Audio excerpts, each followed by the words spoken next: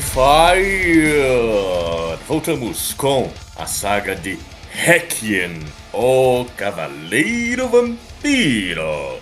No último episódio, a gente terminou com o Requiem, lá naquele baile de gala, da dança macabra, do baile dos vampiros. E agora, de fato, o nome deste novo tomo é A Dança Macabra, que representa, né, o volume original, o volume 3, Requiem na Dança Macabra, que aqui no Brasil foi compilado no volume 1 da editora Mitos, a nossa patrocinadora aqui do Gibrify. Então, se você está acompanhando pela Mitos, seria a terceira parte do volumão. Ele já foi publicado lá em 2018, já foi republicado em 2021 e agora, se você está ouvindo este podcast em meados de setembro de 2025, ele está indo para a terceira printagem, minha gente. Então, se for pegar, aproveitem, porque a Mitos não pode ficar reimprimindo isso para sempre. Mas, pois bem, a Dança Macabra vai começar como todos os outros, um flashback de como as coisas eram no mundo real. E aqui a gente vê mais alguns glimpses que realmente faltavam, né, pra gente saber como é que foi esse amor, como é que foi este enlace do Heinrich com a Rebecca, né, essa figura de amor deles sempre foi um pouco misteriosa. E aqui a gente vê, né, que ela realmente era uma judia. Ela foi até colocada aqui label, né, de judia nela. Então, esse amor deles era uma coisa proibida, cheia de ódio, né? A gente vê cenas assim de um sexo até um pouco violento, né? Esse flashback é intercalado com algumas falas do Cryptus, que às vezes ele dá uma interseção assim, tipo, ele fazia amor no ódio e ela se vendia para se salvar, porque, né, um oficial alemão realmente ia entregar ela para a Gestapo e ela ia ser entregue aos campos de concentração. Então, era uma coisa bem complicada, né? Nos outros tomos, né, eu falei que era um pouco misterioso, nos outros tomos era assim, tipo, eles se amavam, ele estuprou uma moça porque parecia com a Rebeca, ela fez, né? Então, ainda tava meio que se construindo essa relação e aqui a gente fecha, né? Era assim, um amor um pouco doentio, tanto que esse doentio o Heinrich leva pro inferno, né? Então é bem interessante. Aqui o Requiem, né, ele vai terminar aquela batalha com aquele demônio do limbo, né? Ele tenta saber quem que tá tentando matar ele, né? No outro tomo já tentaram envenenar uma das escravas sexuais ali do Otto, né? Então tá rolando uma parada bem estranha. Sem falar nisso, né? Uma das pessoas ali, que é o Átila, né? Que é um cara da família do Drácula, ele reconhece o Requiem como uma pessoa das antigas no inferno, né? Uma antiga pessoa da família do Drácula, que era o Túrin. Eu não sei se eu cheguei a falar nos outros podcasts, mas essa figura ela já tinha sido mencionada como o traidor da família de Drácula. Em outras paradas era tipo, o Requiem é tão parecido com o Túrin, né? E aqui ele e outra pessoa também da família do Drácula, que é o Senhor Sabbath, né? Que é esse cara todo em negro, assim, tem um 666 na testa. Mas enfim, ele também fala assim, não pode ser ele, a gente já executou esse cara há muito tempo, né? Não pode ser. Então tem todo esse plot se desenvolvendo de tipo, o Requiem ser a reencarnação deste Túrin, né? O traidor.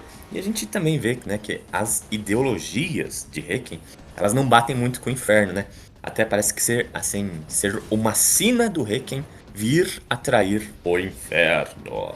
Falando em Cryptus, né, a gente vê que o Cryptus está com o Sr. Mortis, eles estão assim confabulando contra Drácula, né? Eles comentam também dessa volta de Túrin. A gente vê também a execução de Túrin, né? Ele era um guerreiro teutônico, né, que brandia esse martelo super poderoso. Ele foi executado, né, de forma horrenda por Drácula quando ele veio para o inferno.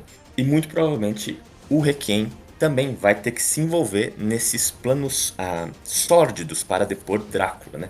Já falei do destino dele de trair, né?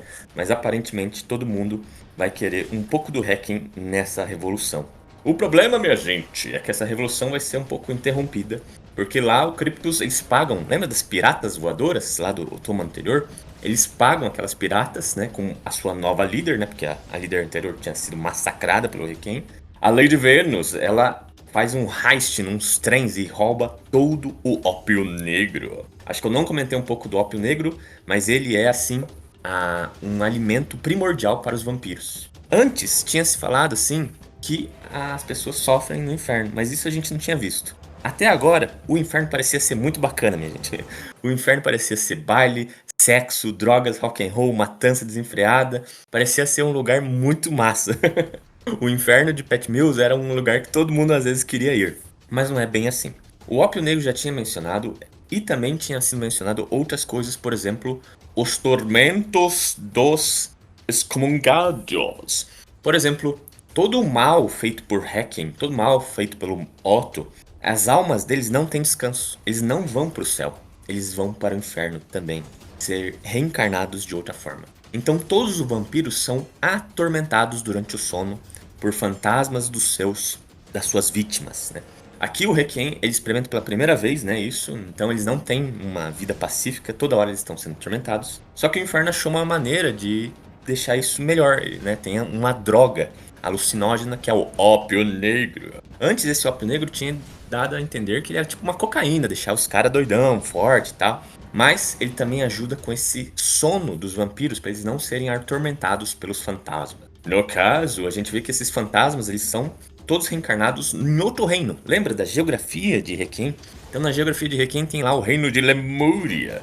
Lá os lemurianos são essas banshees, fantasmas, todos eles vítimas de malvadões que nem os vampiros. E eles atormentam todos eles durante o sono. Aqui eles estão, esse reino de Lemúria, eles estão destruindo as plantações de ópio negro, né? Então o reino de Dracônia está sendo atacado por dois lados, né? Tanto as piratas lá feministas, nazi-feministas, como o reino de Lemúria.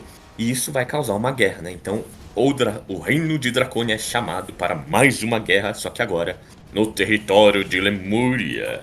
Então Lemúria, já falei, né? É reencarnado pelos lemurianos, que são as vítimas. Também os estupradores, eles são reencarnados lá em forma de centauros. Então os lemurianos, eles cavalgam os estupradores centauros, muito legal.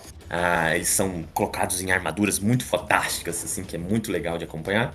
Eles também domam os assassinos religiosos. Eles são encarnados em lobisomens. Então eles colocam tipo um gatilho que eles conseguem controlar a ferocidade e a transformação dos lobisomens, né? Então tem uma guerra foderástica, né? Mais uma vez, os vampiros cavalgam os cavalos fantasmas e eles se jogam contra essas hordas de vampiros centauros. E também os lemurianos, eles vão em tipo carrinhos feito Mad Max. Então é uma coisa muito foda. Tem uma página destruidora que você perde milhões de minutos tentando ver o que tá acontecendo nessa guerra, porque é muito foda. E ali a gente vai ter o primeiro encontro de Requiem com a sua amada, Rebecca. Pois ela era uma vítima também, né, da Gestapo, então ela morreu e ela foi reencarnada em Lemúria.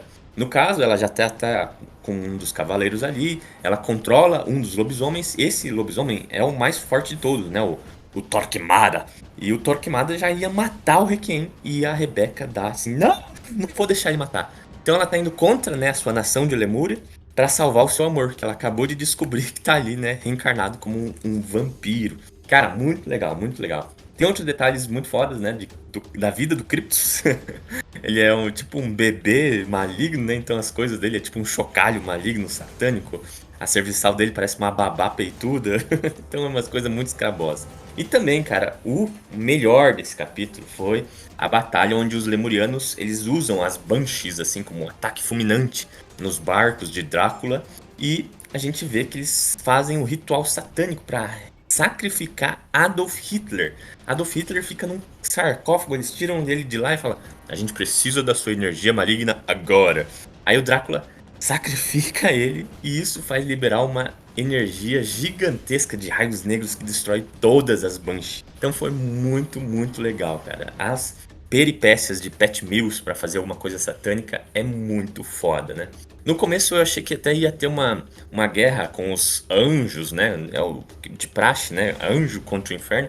Mas não, Pat Mills foi para outro lugar e criou essa geografia com outros reinos, né? Com outros desígnios e objetivos, que é essa Lemúria. E vai ter mais pra frente, tá, gente? Eu tô indo junto com os tomos. E cada um com a sua forma de se vestir, né? Os vampiros no heavy metal. E esses caras de Lemúria com os Cavaleiros do Zodíaco montados em centauros.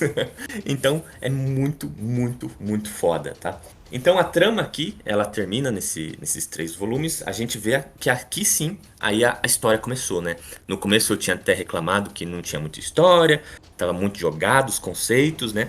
Mas o Pat Mills, ele tem esse ar britânico que as coisas têm que ir devagar. Não só o Pat Mills, né? O Oliver Ledroit também tá assim, indo devagar. Eles foram soltando isso toma a toma, ano a ano, né? Lá em 2001 até 2011. Então foi um trabalho feito devagar, com paciência.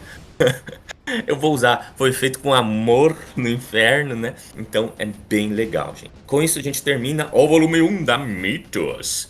E a gente passa agora para o volume 2. Gente, uma coisas finais aí sobre o volume 1 da Mitos. Ele é o mais grosso, né? Isso se deve também porque a publicação total do Requiem é ímpar, né? Então eles tomaram a liberdade de fazer pelo menos esse, mais grossão, o primeiro. É de se impressionar com a arte, né? Se você tá só acostumado com um gibi de super-herói paia, você vai ter uma surpresa do caralho. Isso sim que é desenho. Eu até tive uma discussão com os caras do Formiga Elétrica, né? Todo mundo fica, nossa, que desenho foda, e nossa, que desenho maravilhoso. Isso sim que é arte, porque realmente aqui não foi feito a capa de caixa, né, do mercado americano, né? Foi feito com esmero, foi feito para chegar no mercado francês e desbancar o mercado francês, né? Hoje ele é parte do mercado francês, né? Ele foi comprado pela editora Glénat, né? E lá eles dão um acabamento digno de um álbum franco-belga. Mas é isso que eu tinha falado do Requiem volume 1, né? Ou Requiem volume 3. Original, A Dança Macabra. Puta merda, tô falando errado, hein? Ixi, será que eu regravo tudo? Não vou regravar tudo. o primeiro foi o Ressurreição. O segundo foi Dança Macabra, né? Puta, que droga. E o terceiro que eu falei agora, né? 20 minutos. Era do volume 3 original, O Drácula. Por que, minha gente? Ai, meu Deus, eu tenho que fazer melhor esse roteiro. Porque aparece realmente o Drácula de fato, né? Essa figura impetuosa, né? De armadura vermelha. Ele é mais alto que os outros. Se você acompanha One Piece, é como se você encontrasse o Barba Branca do mundo de Requiem, né? Ele é gigante, tem asas negras, um bigodão do caralho. E a armadura dele tem um pinto! A armadura dele tem um pinto de serrote, minha gente. Onde você vai encontrar uma armadura com pinto de serrote, meu irmão? Isso sim que é gibi, porra! Porra, depois desse gozo homossexual que eu tive aqui agora, vale-se todas o que eu falei, né? É um gibi muito foda. Ele tem esse problema um pouco de narrativa que pode ser um pouco cansativo, mas ainda assim é um gibizão do caralho. Eu nunca vi um troço desse. Se você for falar também, repercutir que ele é o Game of Thrones do inferno, né? O Game of Thrones do Pat Mills, acho que você tá bem enganado. Acho que não tem nada a ver com isso. Quer dizer, tem, né? Por causa das tramas palacianas dentro do inferno. Mas os conceitos, né? A estética é dele. A estética é original de Requiem, né? Não tem nada no universo que faça uma coisa parecida. E a gente, era isso que eu tinha que falar. A gente se vê numa próxima de Requiem, o volume 4 da Glénat. E a gente se vê numa próxima. Curtam, compartilhem, fala aí o que vocês estão achando e a gente se vê numa próxima.